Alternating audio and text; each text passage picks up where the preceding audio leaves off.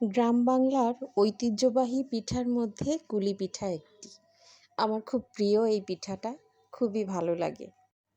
ঘরের তৈরি পিঠার সবচেয়ে বড় সৌন্দর্য হলো এতে থাকে অনেক যত্ন এবং একদম খাঁটি উপকরণ। তাই এর স্বাদও হয় একেবারে অন্যরকম।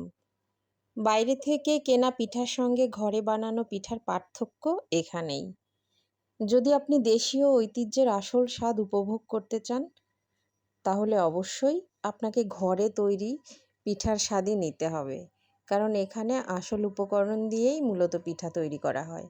আমাদের বাড়িতে সবাই এই পিঠাটা খুব পছন্দ করে, তাই আমি প্রায় তৈরি করে থাকি।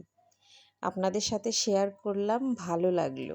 যদি কেউ আমাদের দেশীয় ঐতিহ্যের আসল স্বাদ উপভোগ করতে চায়, তাহলে অবশ্যই আমাদের এই দেশীয় পিঠাগুলোর মধ্যেই সেটা খুঁজে পাবে।